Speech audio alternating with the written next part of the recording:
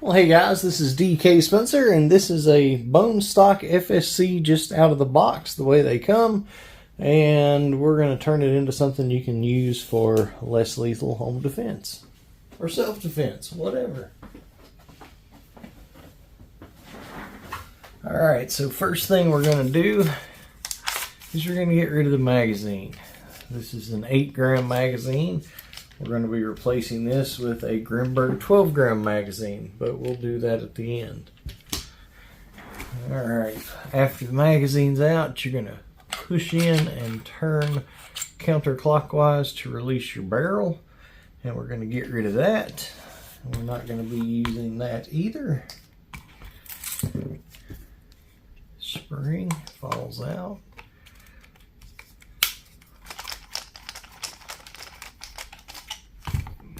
Take out that screw.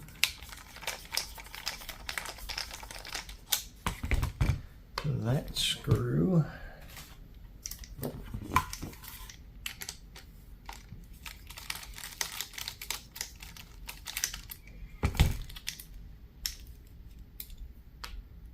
That screw.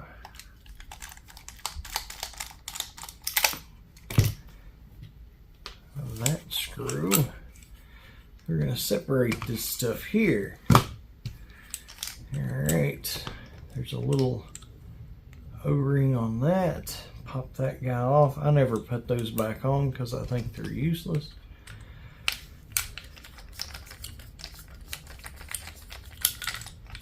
And screw in the regulator. That just pops apart.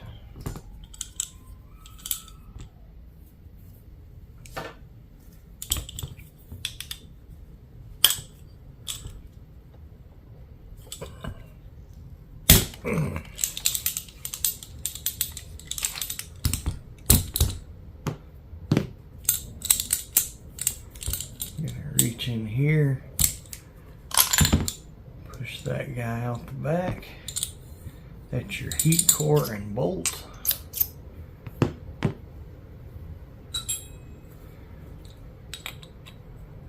(7/8" wrench.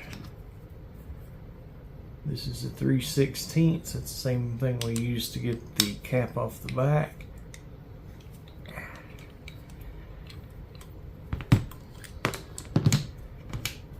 Cap off of that.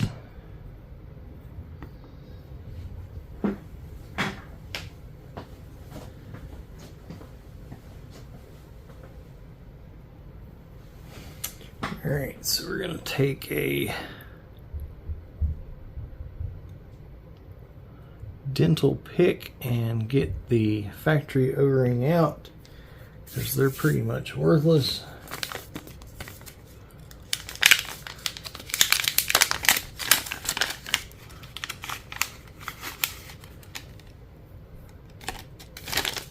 I'm going to use a Grimberg Mil-Sig O-ring and some Dow 33 from Captain O-ring. This is the 33 light.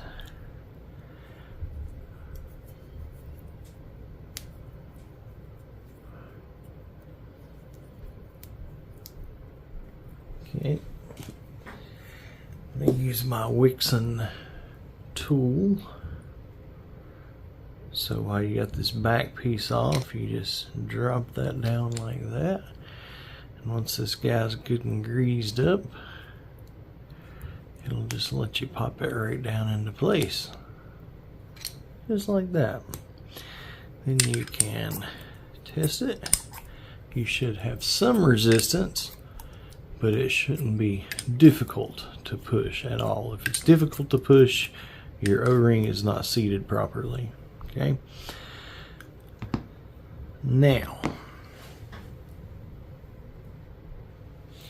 alright, so this is a chamber cap from Jaw Droppers. It comes with a O-ring. It actually comes with the Mil-Sig O-ring as well, but I already used one of the Grimberg ones. I'm not sure if theirs comes from Grimberg. They actually, they look like actual mil-sig, like Vulcan or whatever. So anyway, put a little bit of Dow 33 on that guy.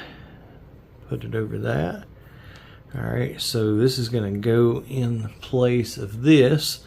So it's going to give you that much more volume of air for more power. Alright.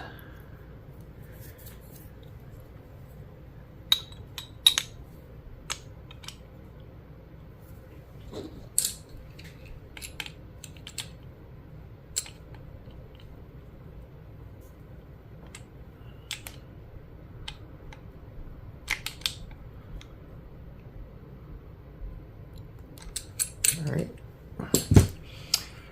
snug that guy up.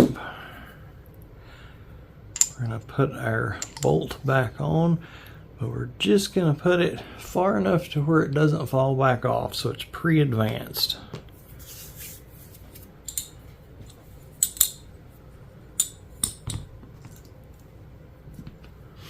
While we've got the regulator off,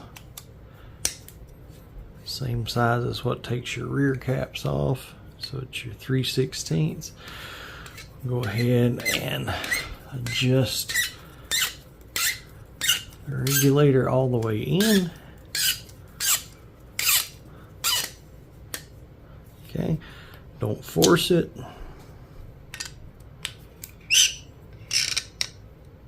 Okay, I'm going to back it just a bump off. All right. Now through the back, drop this straight down.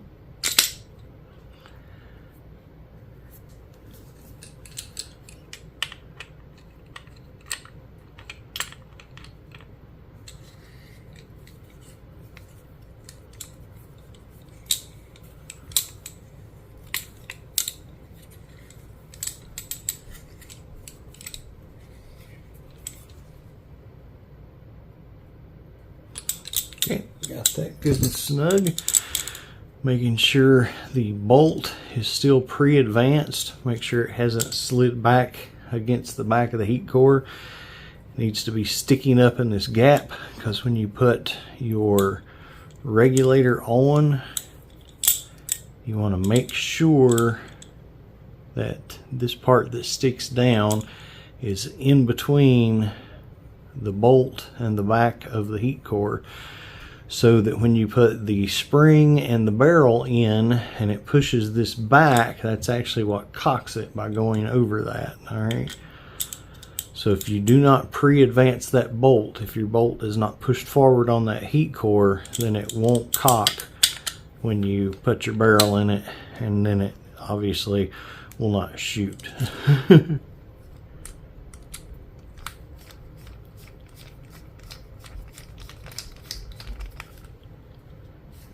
Okay, make sure that's snug. Okay, there's all that. Alright, some people may ask about a PRV delete, which is a pressure relief valve delete. We used to do those years ago. A lot of us stopped doing those because we realized they were completely unnecessary, along with shimming some of the springs in here. When you're doing CO2 and running something like this, it's completely unnecessary. The PRV, pressure relief valve, I haven't had one of these that had a pressure relief problem.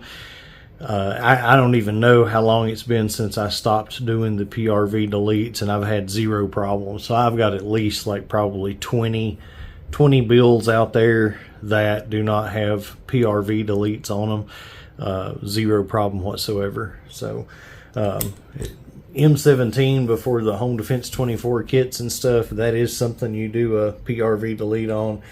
FSCs, completely unnecessary. Alright, next thing, Hogue grip, hand sanitizer. Slather that up. Slather that up. Obviously, the shapes should match.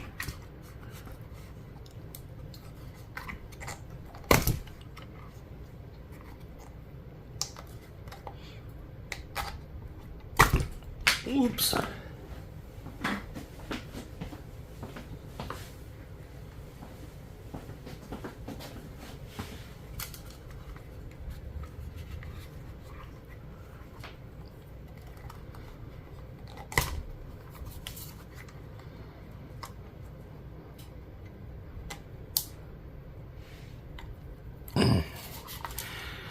Once you get it started, I think it's a lot easier.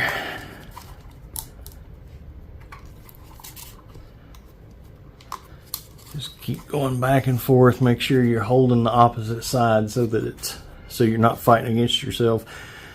And watch your seam and try to keep it straight.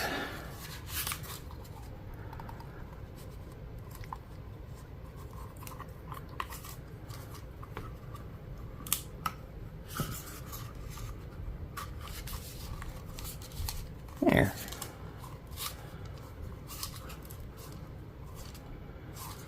Make sure you get your seam straight before the sanitizer dries. It makes it a lot easier.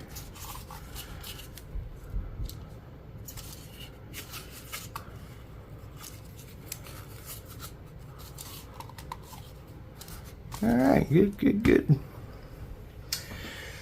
So, then, really just kind of putting everything back together.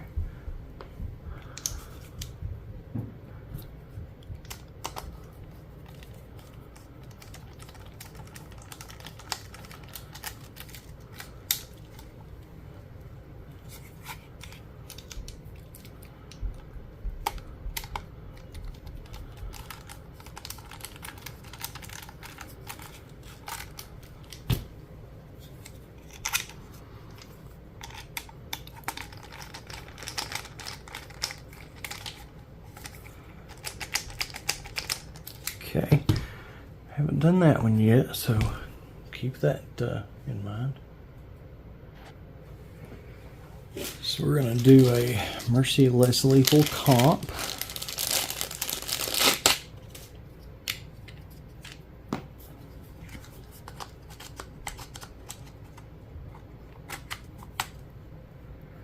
Just going to use a longer screw.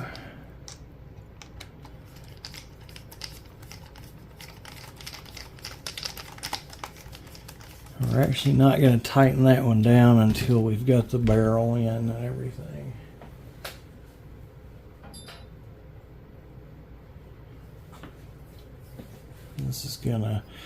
This is a Home Defense 24 barrel. We're also going to do a Lapco 683, which will be a little bit shorter than this. Whoops. Since this is just 12 grams CO2, we're going to stick with the regular spring. Alright, always look to make sure everything's lined up like it's supposed to be. I'll tighten that one on back down.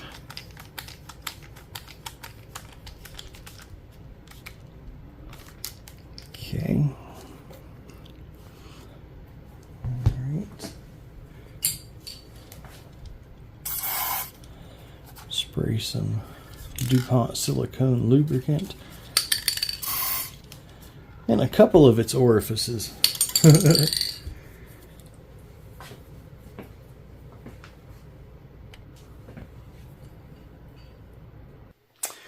Alright, so in the new Grimberg magazine that I just unwrapped, I went ahead and sprayed silicone here and in here. Alright, forgot to show y'all that. Sorry. Alright, so we've got some Universal BK Kinetics. These say 10.6. I can see that I already screwed up the back.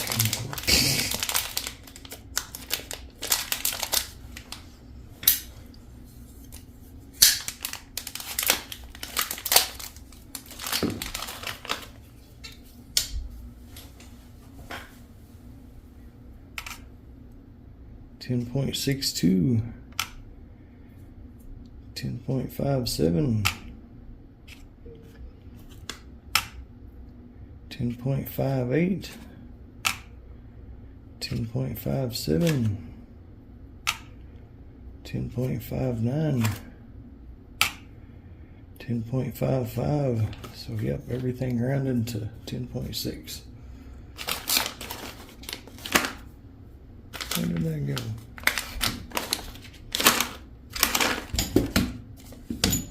Anyway. All right.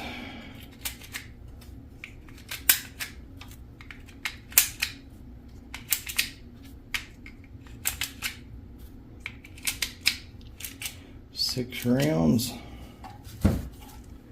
Insert gently, smoothly, never smack when you're shooting shaped.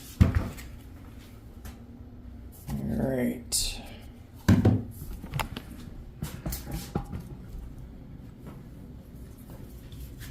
So this is the first shot of this thing ever, no breaking it in, just turning it all the way up. Okay. Roughly 10.6 grams.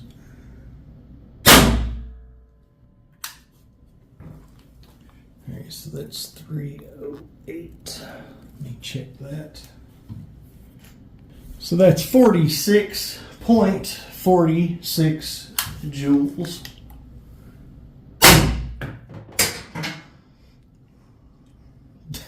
That said 180, but I don't believe that's right. Let's see what the next one is.